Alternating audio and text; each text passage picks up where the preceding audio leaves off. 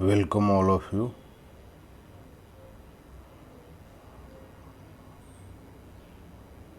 इसके video session में हम लोग देखने वाले हैं जनरल साइंस के कुछ इम्पोर्टेंट प्रश्न हैं जो आपके फोर्थ कमिंग एग्ज़ाम यानी आगे होने वाले एग्ज़ाम के मद्देनज़र रखते हुए ये तैयार किया गया है। एक तरह से कह सकते हैं कि आपके लिए महत्वपूर्ण प्रश्न है। आपके प्रश्न का जो स्टैंडर्ड है, एग्ज़ाम के प्रश्न का स्टैंडर्ड है, ठीक उसी स्टैंडर्ड पर ये तैयार किया हुआ है। ये 20 प्रश्नों का एक वीडियो सेशन होगा। इसमें साथ साथ आप बना भी सकते हैं और अपने आप को जज भी कर सकते हैं, एसेज कर सकते हैं कि कितना मेरा करेक्ट हुआ और हम कहाँ पे चूक रहे हैं। तो स्टार्ट करते हैं। क्वेश्चन नंबर 1 है, निम्नलिखित में से कौन भोजन का अनिवार्य अवयव है? प्रोटीन, वसा, कार्बोहाइड्रेट या विटामिन? आपने पढ़ा होगा ये सारे भोजन के अवयव हैं, लेकिन अनिवार्य अवयव वो होता है कि जिसके बिना कोई काम हमारा ना चले। तो इसका आंसर हो जाएगा पहला का सी। कार्बोहाइड्रेट से हमें एनर्जी मिलती है, सबसे हमें कुछ ना कुछ प्राप्त होता है, लेकिन कार्बोहाइड्रेट के बिना, कार्बोहाइड्रेट एनर्जी का मुख्य स्रोत है और उससे हमें तत्काल एनर्जी मिलती है। वो ग्लूकोज में टूटता है और तुरंत हमें हमारे शरीर को एनर्जी प्राप्त होती है। इसलिए अनिवार्य अवयव के रूप में कार्बोहाइड्रेट होगा। प्रोटीन जो है वो शरीर के वृद्धि के लिए आवश्यक है। वसा से भी हमें एनर्जी मिलती है, लेकिन वसा को टूटने में बहुत समय लगता है। विटामिन है, विटामिन जो है हमें रोगों से लड़ने की शक्ति प्रदान करता है। तो इसमें आंसर हो जाएगा पहला का सी, कार्बोहाइड्रेट। शहद का प्रमुख घटक क्या है? Glucose, maltose, sucrose, fructose? तो शहद का जो मीठापन होता है वो है आपका फ्रुक्टोज के कारण होता है। उसमें आप पढ़ेंगे शर्करा में तो अलग अलग तरह के उसमें कार्बोहाइड्रेट्स के ये होते हैं। तो आप जो एक ट्रिक यहाँ पे आप देख लीजिए, जहाँ भी ओज लगा हुआ रहेगा वो सारे जो है वो कार्बोहाइड्रेट के क्या हैं, आप मान के चलिए कि उसी के सब फैमिली के हैं। जहाँ भी ओज लगा हुआ रहेगा, ये प्रोटीन नहीं हो सकते कभी, ये सारे कार्बोहाइड्रेट के फैमिली के हैं। तो ग्लूकोज, माल्टोज, सुक्रोज ये सारे क्या हैं? कार्बोहाइड्रेट के फैमिली के हैं। लेकिन शहद का मुख्य घटक पूछ रहा है तो आंसर हो जाएगा आपका फ्रुक्टोज। नेक्स्ट देखिए, एथलीट को किससे तत्काल ऊर्जा मिलती है? वसा, प्रोटीन, विटामिन, कार्बोहाइड्रेट? तो यहाँ आपने पढ़ा होगा ज़्यादातर में ऑप्शन होता है आपका ग्लूकोज।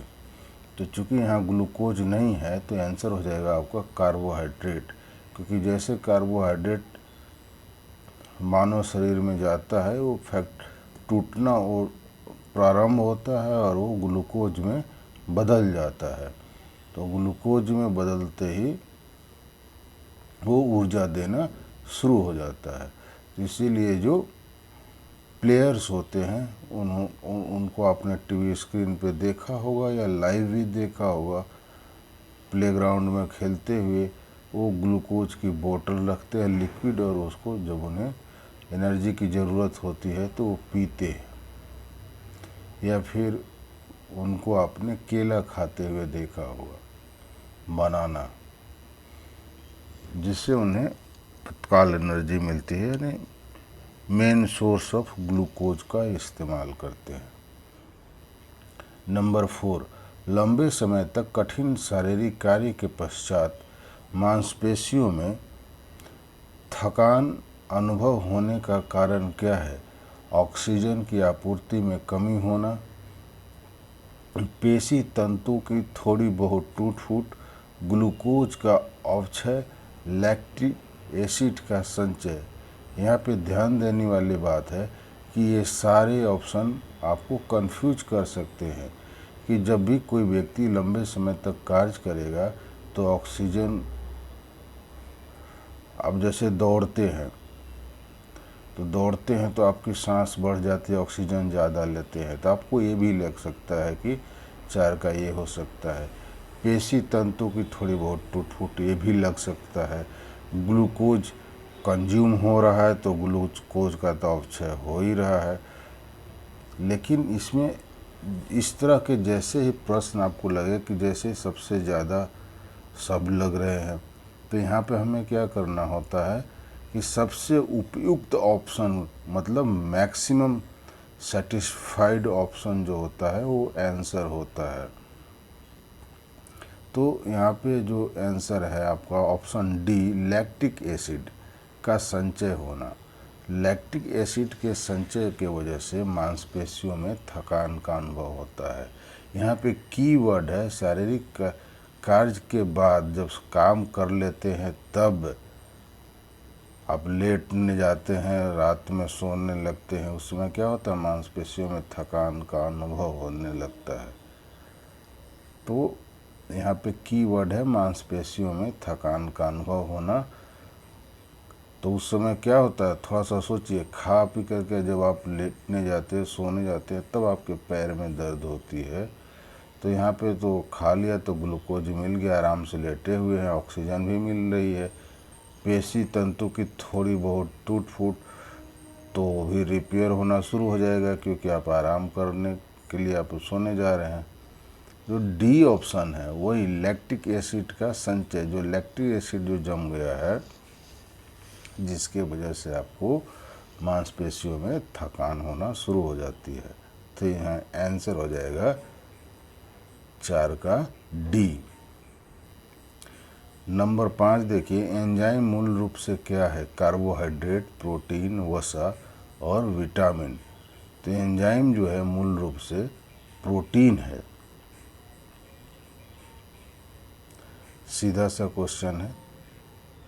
नंबर 6, जैविक सिस्टम में रासायनिक क्रिया की प्रक्रिया को तेज करने में उत्तरदायी पदार्थ है? जीवाणु, डीएनए, एंजाइम और प्रोटीन। यहाँ भी आंसर हो जाएगा आपका 6 का सी, एंजाइम। एंजाइम जो है उत्प्रेरक का काम करता है। इसको आप ऐसे याद रखिए, मैं एक प्रैक्टिकल चीज़ बताता हूँ। जब आपको खाना नहीं पचता है, पेट में गैस बनती है, तो आप डॉक्टर के पास जाते हैं, तो आपको एक गोली देती है, वो डॉक्टर एक गोली देता है, वो उस टैबलेट का नाम है यूनिजाइम। याद रखने का एक तरीका बता रहा हूँ, यूनिजाइम। तो उसको आप एंजाइम से कनेक्ट कर दिए। यूनिजाइम क्या करता है कि आपको खाने की प्रक्रिया को तेज कर देता है, उत्प्रेरक का काम करता है। जब पेट का खाना पच जाता है फिर गैस बनना वो बंद हो जाता है। तो यूनिजाइम क्या है? उत्प्रेरक है। सिमिलरली एंजाइम क्या है? एक उत्प्रेरक है जो रासायनिक अभिक्रिया को तेज कर देता है। तो 6 का हो गया सी। नंबर 7, मानव शरीर में त्वचा तल के नीचे मौजूद वसा निम्न में से किसके विरुद्ध अवरोधक का काम करती है? शरीर के लवणों का क्षय, यानी पसीना जो निकलता है उससे नमक जैसा जो पदार्थ निकलता है वो, या शरीर की ऊष्मा का क्षय, वातावरण से हानिकारक सूक्ष्म जीवों का प्रवेश, या आवश्यक शरीर द्रव्यों का क्षय। यहाँ पे आंसर हो जाएगा 7 का आंसर बी, शरीर की ऊष्मा का क्षय। यहाँ पे आपको एक एग्जाम्पल देता हूँ जिससे बात पूरी तरह क्लियर हो जाएगी।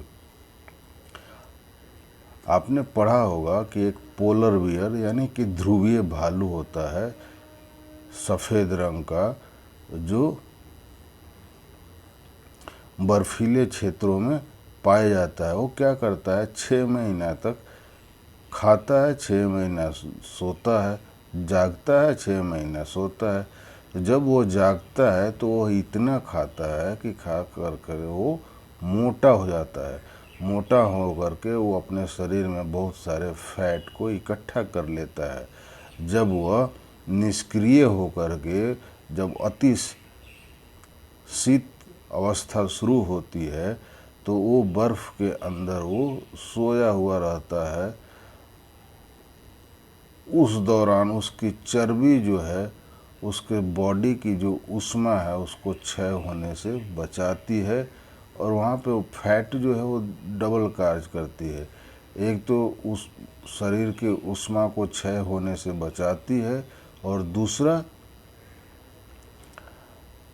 जो एनर्जी है, क्योंकि वो उसको तो अभी खाना मिलना नहीं है, वो निष्क्रिय अवस्था में है, तो वही फैट धीरे धीरे वो टूटता है और उसके शरीर को ऊर्जा मिलती है, और इस तरह से वो जीवित रह पाता है। जैसे शीत अवस्था समाप्त होती है तो वो दुबला होकर के निकलता है।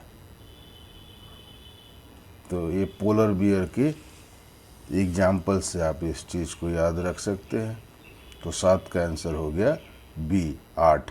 निम्न में से कौन सा रक्षात्मक पदार्थ कहलाता है? ऊपर ही मैंने बता दिया आपको कि विटामिन जो होता है हमें रोग से लड़ने की शक्ति देता है। अभी जो है कोरोना के टाइम में जो भी पेशेंट कोरोना से पॉजिटिव हो रहे हैं उनको विटामिन सी की टैबलेट डॉक्टर द्वारा दी जा रही है, क्योंकि विटामिन सी जो है वो शरीर की इम्यूनिटी को बढ़ाने में खास करके इस कोरोना में कारगर साबित हो रहा है। तो वैसे आप लोग भी नींबू का रस, कच्चे नींबू, कागजी नींबू का ग्लास में डेली एक पिया कीजिए और अपने आप को सुरक्षित रखिए। प्रकाश का रंग किसके द्वारा निर्धारित होता है? वेग, आवृत्ति, तरंगदैर्घ्य, आयाम। ये क्वेश्चन थोड़ा जितना सीधा दिख रहा है उतना है नहीं। इसका आंसर हो जाएगा सी, तरंग दैर्घ्य। एक्चुअली तरंग दैर्घ्य क्या है? तरंग दैर्घ्य के विकिरण को ही प्रकाश कहते हैं।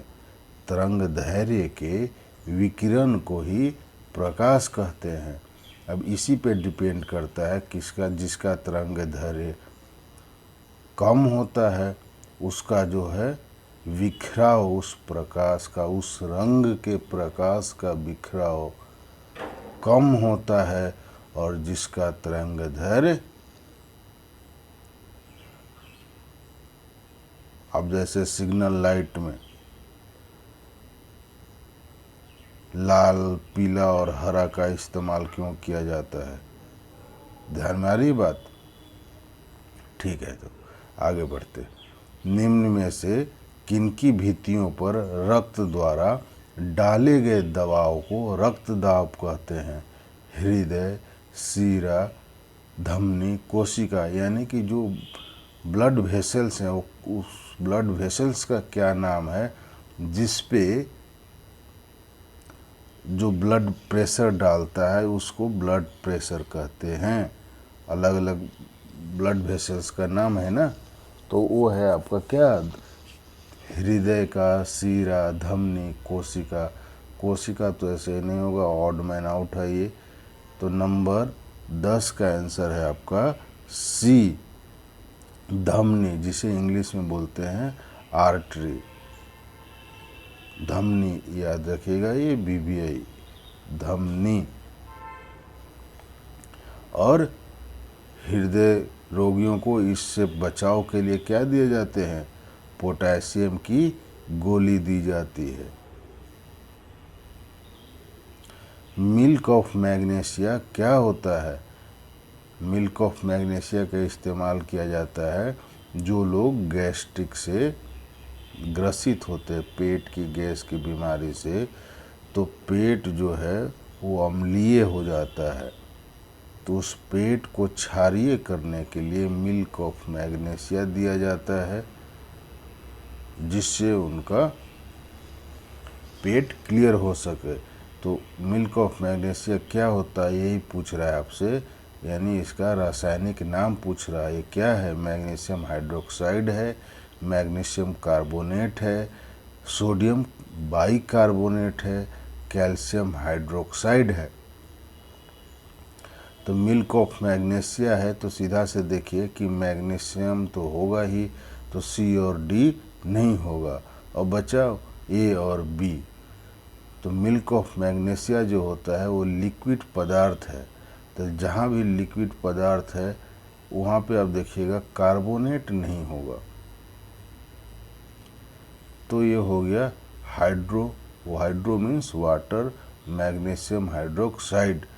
पूरा वीडियो को ध्यान से सुनिएगा, बहुत कुछ समझ में मिलने को आएगा। मैग्नीशियम हाइड्रोक्साइड, इसका जो सूत्र होता है MgOH whole 2, MgOH whole 2 inorganic compound है। ये इनऑर्गेनिक कंपाउंड है। सामान्य फिटकिरी क्या है? K2SO4 Al2SO4 whole 3 24H2O। ये सब में ऐसे ही है। इसको क्या बोलते हैं? एलम, पोटास एलम, सामान्य फिटकिरी को। तो जिसमें डी में Fe2 फेरस दिख रहा है ये नहीं होगा, बाकी सब में ये तो दिख रहा है। एक चीज़ यहाँ पे ध्यान रखिएगा, या तो 12 का मल्टीपल होगा, जो भी होगा ना लास्ट में जो H2O है वो 12 के फैक्टर में, या तो 12 होगा या 24 होगा। 12 होगा तो यहाँ K2 नहीं होगा, और 24 है यानी इधर दुगना कर दिया तब यहाँ पर K2 हो जाएगा। तो समान फिटकिरी जो है ऑप्शन ए हो जाएगा। K2SO4 Al2SO4 whole 3 24H2O। ध्यान रखना है 12 के मल्टीपल में होगा, या तो 12 होगा या 24H2O होगा। और पोटास एलम बोलते हैं तो आगे K होगा, बीच में L होगा, दूसरा कुछ नहीं होगा। ये Fe तो बिल्कुल नहीं होगा, ठीक है। तो 12 का ए। नंबर 13, बैलिस्टिक मिसाइल किसने बनाई थी? Wernher von Braun, Oppenheimer, Edward Teller, Samuel Cohen. Answer है आपका 13 का ए, वार्नर वॉन ब्राउन। सूर्य किरणों की तीव्रता किस उपकरण से मापते हैं? Astrometer, crescograph, actinometer, barometer. इसका आंसर है सी, एक्टियोमीटर। वायुमंडल में प्रकाश के विसरण का कारण है।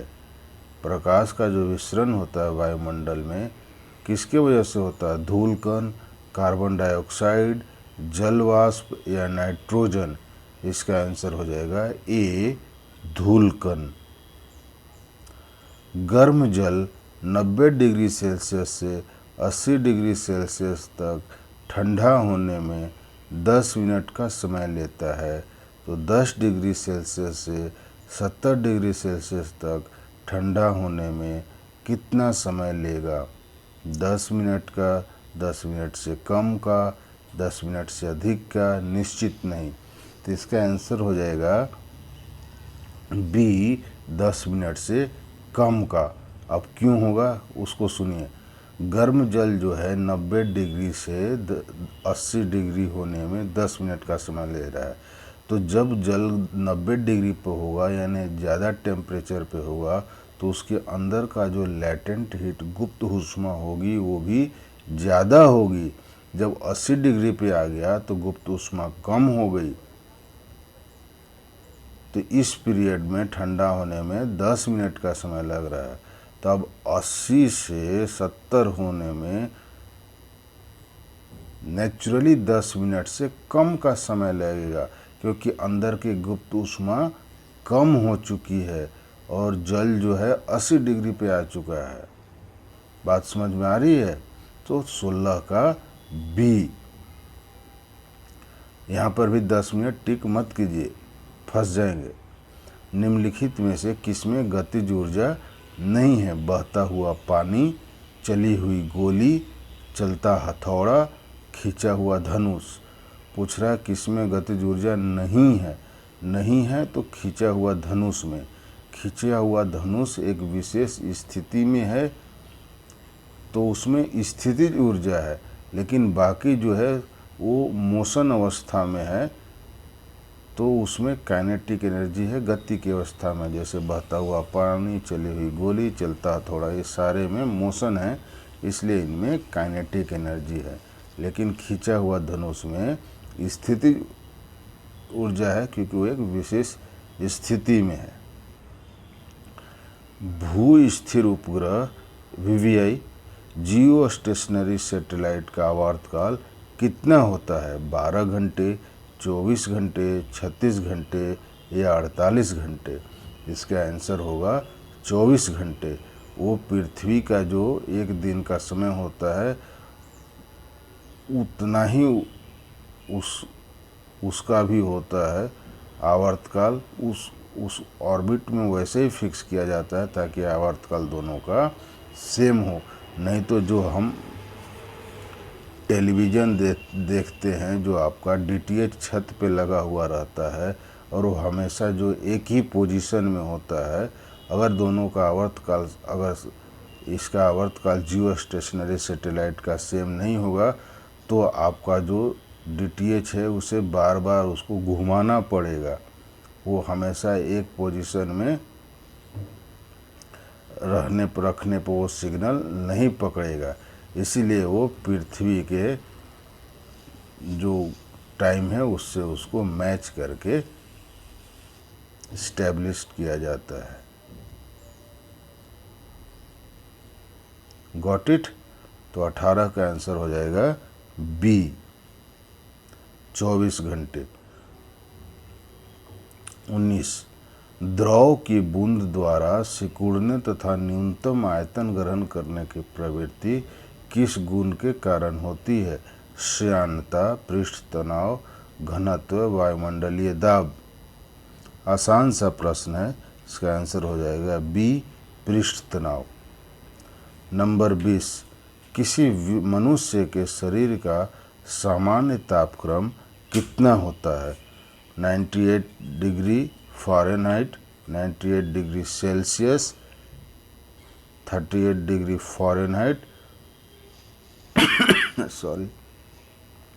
40 डिग्री सेल्सियस। तो इसका आंसर हो जाएगा सामान्यतः मनुष्य के शरीर का तापक्रम जो है वो 98 डिग्री फ़ारेनहाइट होता है।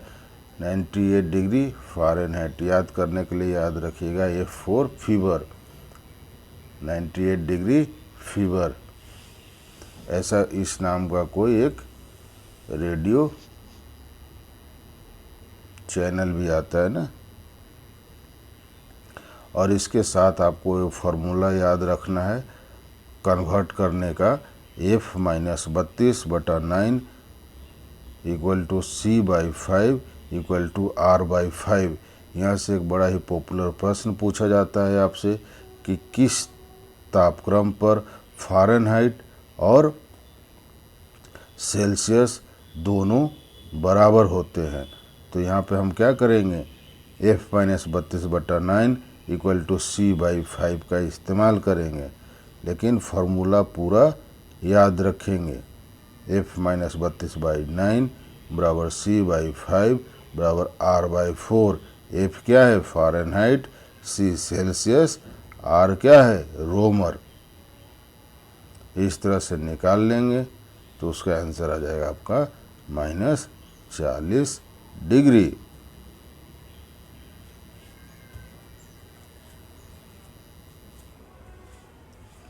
Thanks for watching.